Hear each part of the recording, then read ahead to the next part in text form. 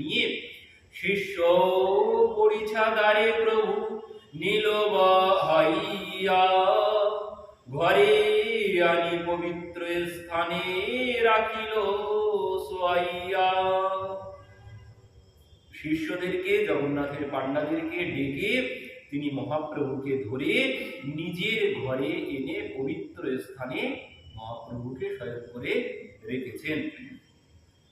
শ্বাস প্রশ্বাস নাহি উদর স্পন্দন দেখিয়া চিন্তিত হইল ভট্টাচার্যের মন। বলছেন শ্বাস প্রশ্বাস কিছুই নেই, বলছেন উদরেও কোনো শ্বাস প্রশ্বাস চললে তো উদরে কম্পন হবে, সেও নেই। তো এই দেখে তিনি চিন্তিত হয়ে পড়লেন। সূক্ষ্ম তুলা আনি নাসা অগ্রেতে ধরিল ঈষদ চলয় তুলা দেখি ধৈর্য হইল। তো তিনি তুলা এনে নাসাতে ধরেছেন, ধরে দেখছেন না ঈষদ তুলি নড়ে উঠেছে। তখন তিনি শান্ত হলেন, উদ্বেগ তার গেল। বসি ভট্টাচার্য মনে করেন বিচার এই কৃষ্ণ মহাপ্রেমের সাত্বিক বিকার। বসি ভট্টাচার্য মনে করে বিচার এই কৃষ্ণ মহাপ্রেমের সাত্বিক বিকার। বলছেন এই যিনি কৃষ্ণ ভক্ত, আর সেই কৃষ্ণ ভক্তের মধ্যে কৃষ্ণ ভক্ত না, যার মধ্যে ভগবানের প্রতি প্রেম আছে, অগাধ প্রেম যার আছে, তার মধ্যেই এই অষ্টসাত্ত্বিক বিকার আসতে পারে, অন্য কোথাও সম্ভব নয়। কি বলছেন? সুদীপ্ত্য সাত্ত্বিক এই নাম যে প্রলয় নিত্য সিদ্ধ ভক্তে সে সুদীপ্ত ভাব হয়। মহাপ্রভুর অঙ্গে যে অষ্টসাত্ত্বিক বিকার, স্তম্ভ ছেদ রোমাঞ্চ সরভঙ্গ কম্প বৈবর্ণ অশ্রু প্রলয়, যে অষ্টসাত্ত্বিক বিকার, তো ভট্টাচার্য বলছেন প্রভুর দেহে যে সমস্ত লক্ষণ প্রকাশিত হয়েছে সে সমস্ত দেখিয়া সার্বভৌম মনে মনে চিন্তা করলেন এই নবীন সন্ন্যাসীর দেহে মহাভাবের লক্ষণ দেখা যাচ্ছে। তো প্রায় সমস্ত সাত্ত্বিক ভাবই ইহার দেহে প্রকটিত হইয়াছে, পরম উৎকর্ষ লাভ করিয়াছে। ইহা তো সুদীপ্ত সাত্ত্বিকের লক্ষণ। এদিকে ইনি অসাড় অবস্থায় ভূমিতে পড়িয়া আছেন, নাসাও নিঃশ্বাস নাই বললেও চলে। তো বলছেন এই যে অবস্থা, কিন্তু সুদীপ্ত সাত্ত্বিক তে সাধক ভক্তের দেহে কখনো প্রকাশিত হয় না। এই যে লক্ষণ সুদীপ্ত সাত্ত্বিক তো সাধক ভক্তের দেহে, যে কোনো ভক্তের দেহে এই লক্ষণ প্রকাশিত হয় না।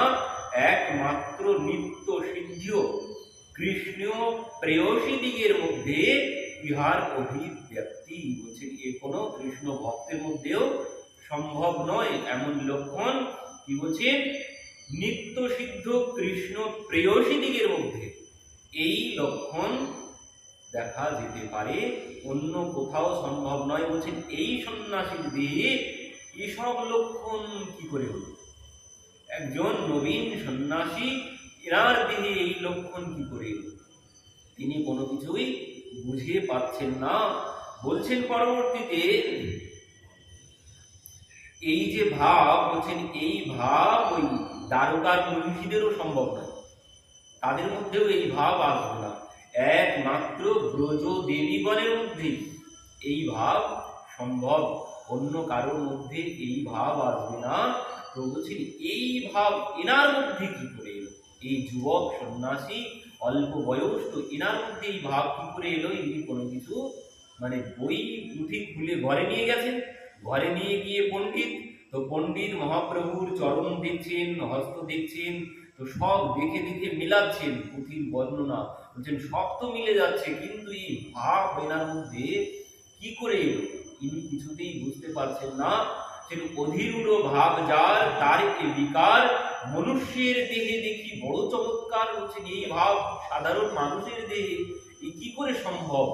তিনি অবাক হয়ে যাচ্ছেন।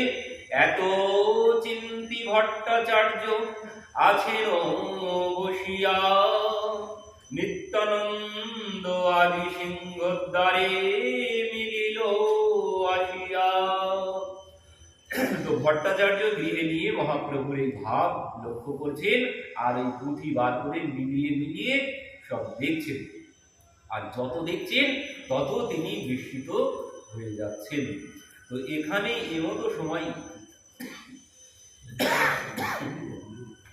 তো বলছেন যত দেখছেন তিনি তত বিস্মিত হচ্ছেন। এদিকে এমতো সময় কি হয়েছে, এত চিন্তি নিত্যানন্দ প্রভু এমতো সময় সিংহদ্বারে এসে উপস্থিত হয়েছেন। তাহা শুনে লোকে কহে অন্যতে বা এক সন্ন্যাসী আসি দেখি জগন্নাথ। তো নিত্যানন্দ প্রভু সেখানে এসে সবাই বলা বলি করছে, তাদের মুখে তিনি শুনতে পেলেন যে এক সন্ন্যাসী এখানে এসেছিল। কি বলছেন, মূর্ছিত হইলা চেতন না হয় শরীরে, সার্বভৌম তৈছে তরে লইয়া গেলা ঘরে। বলছেন তার বাহ্য জ্ঞান আসছে না দেখে সার্বভৌম ভট্টাচার্য তাকে গৃহে নিয়ে গেছেন। নিত্যানন্দ প্রভু এই কথা শ্রবণ করেই বলছেন ওই তাহলে আমাদের প্রভু। শুনি সবে জানিলা এই মহাপ্রভুর কার্য, হেন কালে আইল তথা গোপীনাথ আচার্য। তো এই মতো সময় সেখানে গোপীনাথ আচার্য এসেছেন। নদিয়া নিবাসী বিশারদের জামাতা, মহাপ্রভুর ভক্ত তোহে প্রভু তত্ত্ব জ্ঞাতা। গোপীনাথ আচার্য কি? নদিয়া নিবাসী বিশারদের জামাতা, মানে সার্বভৌম ভট্টাচার্যের পিতার জামাই। তার মানে এনার সাথে সম্পর্ক কি হচ্ছে, এনার বোনাই বা ভগ্নিপতি যাকে বলে। তো আর ইনি হচ্ছেন সার্বভৌম ভট্টাচার্য এনার শ্যালক, তো খাস বাংলায় যাকে আমরা শালা বলি। তো ইনি এসে উপস্থিত হয়েছেন। বলছেন মহাপ্রভুর ভক্ত তোহে প্রভু তত্ত্ব জ্ঞাতা। বলছেন ইনি মহাপ্রভুর ভক্ত, আর মহাপ্রভু সম্পর্কে ইনি সম্যকভাবে অবগত আছেন গোপীনাথ আচার্য। তো গোপীনাথ আচার্য দেখেই মুকুন্দ সহিত পূর্বে আছে পরিচয়, মুকুন্দে দেখিয়া তার হইল বিস্ময়। গোপীনাথ আচার্য মুকুন্দকে দর্শন করেছেন। মুকুন্দকে দর্শন করে গোপীনাথ বিস্মিত হলেন। তোহে আলম গিয়া পুছে প্রভুর সমাচার, মুকুন্দ কহে প্রভু ইহা হইল আগমন। বলছেন তিনি মুকুন্দকে দেখেই প্রভুর কথা জিজ্ঞাসা করেছেন, প্রভু কেমন আছেন। গোপীনাথ আচার্য জানেন না যে প্রভু এখানে এসেছেন। তো মুকুন্দকে তিনি জিজ্ঞাসা করেছেন যে মহাপ্রভু কেমন আছেন। তো মুকুন্দকে যেই জিজ্ঞাসা করেছেন, মুকুন্দ কহে প্রভুর ইহা হইল আগমনে, আমি সব আসিয়াছি প্রভুর শনে। মুকুন্দ বলছেন প্রভু তো এখানেই এসেছে, আর আমরা সবাই প্রভুর সাথেই এসেছি।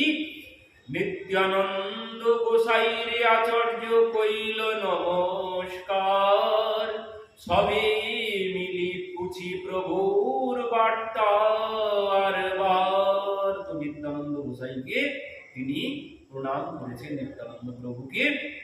তো সবে মিলি পুছে প্রভুর বার্তা আর বারবার জিজ্ঞাসা করছেন প্রভুর কথা।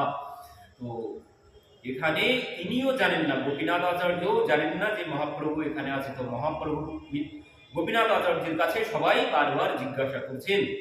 তো মুকুন্দ কহে মহাপ্রভু সন্ন্যাস করিয়া, নীলাচল আইলা সঙ্গে আমা সব লইয়া। মুকুন্দ বলছেন মহাপ্রভু তো সন্ন্যাস গ্রহণ করেছেন, সন্ন্যাস গ্রহণ করে তিনি এখানে এসেছেন আমাদের সাথে নিয়ে। গোপীনাথ আচার্য বলছেন মহাপ্রভু সন্ন্যাস নিয়েছেন। আমা সভা ছাড়ি আগে গেলা দর্শনে, আমি সব পাছে আইলা তার অন্বেষণে। বলছেন তিনি আমাদেরকে ছেড়ে আগে আগে চলে এসেছেন, আমরা তো তাকে খুঁজতে খুঁজতেই এখানে এসেছি।